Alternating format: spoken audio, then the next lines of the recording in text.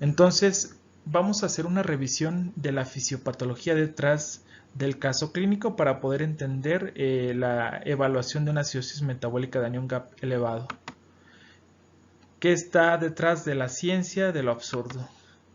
Entonces, hay un principio que se llama principio de electroneutralidad, que dice que en una solución la suma de los cationes es igual a la suma de los aniones. Así tenemos en las primeras dos columnas de la imagen a la izquierda que la suma de los cationes es igual a la suma de los aniones. Tenemos el sodio y en la parte de arriba tenemos los cationes no medidos. En estos entra el potasio, el calcio y el magnesio, que juntos son igual a la suma de los aniones. En este contexto tenemos los dos aniones medidos, que sería el cloro y el bicarbonato, más los aniones no medidos. Aquí entran la albúmina, los fosfatos, sulfatos, que suelen clasificarse como aniones no medidos. El primer ejemplo de la acidosis con brecha aniónica o desequilibrio aniónico o con anión GAP elevado, la fisiopatología radica que hay un aumento en los aniones no medidos. Por ejemplo, dentro de las causas, la acidosis láctica hay un aumento del ácido láctico.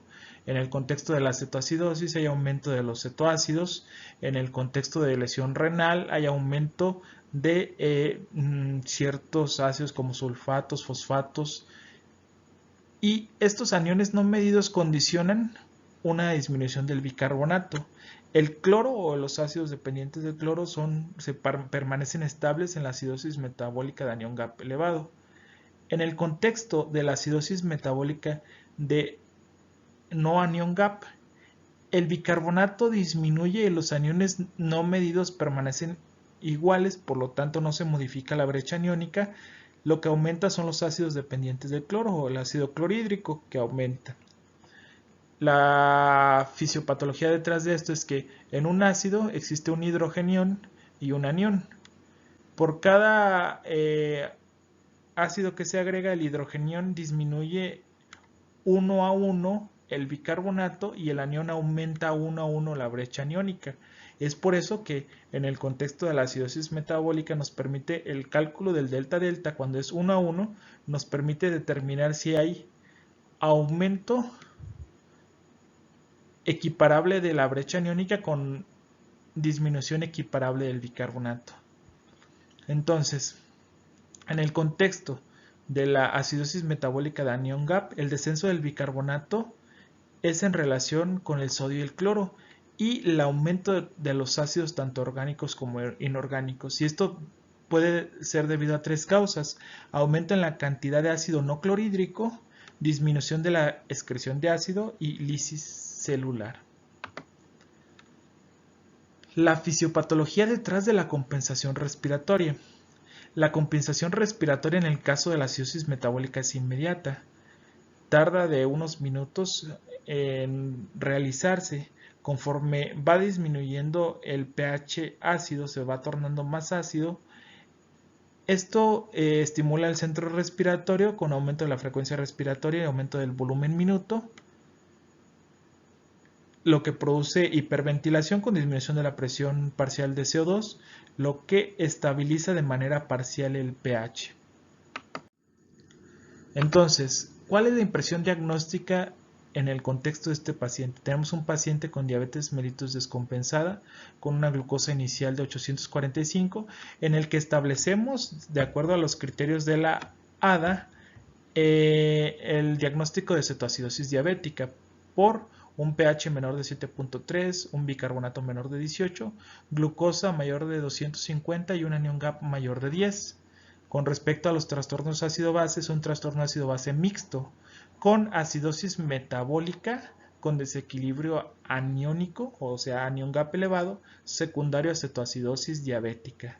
Existe una alcalosis metabólica clorosensible secundaria a pérdidas gastrointestinales de ácido clorhídrico y hay una compensación respiratoria adecuada. Presenta además una hiponatremia hipertónica, hipercalemia leve, que en algunos otros videos tocaremos este tema.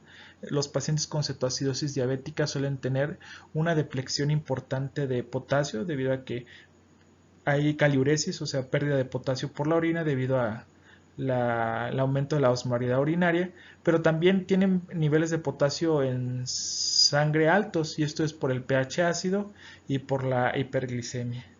Y además presenta deshidratación e hipovolemia. Estos son los diagnósticos que podemos establecer en este caso clínico. Para concluir, que es importante, la verdadera evaluación de un desequilibrio ácido-base requiere más que un simple vistazo a la gasometría.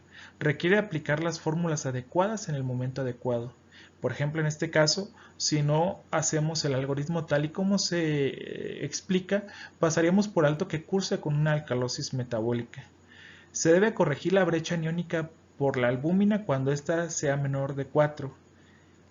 La fórmula de Winters solo se utiliza para estimar la compensación respiratoria en el contexto de una acidosis metabólica. Vamos a ver que para el contexto de alcalosis metabólica utilizamos una fórmula totalmente distinta que veremos en otros videos. El delta-delta se utiliza también solo en el contexto de una acidosis metabólica anion-gap y nos permite diferenciar si hay un trastorno metabólico concomitante. Entender la fisiología detrás de las fórmulas es una forma eficaz de comprender los desequilibrios ácido-base. Si alguien intenta enseñarte gasometría, no es una forma de iniciar la LP, es fomento académico. Eso hay que recordarlo siempre.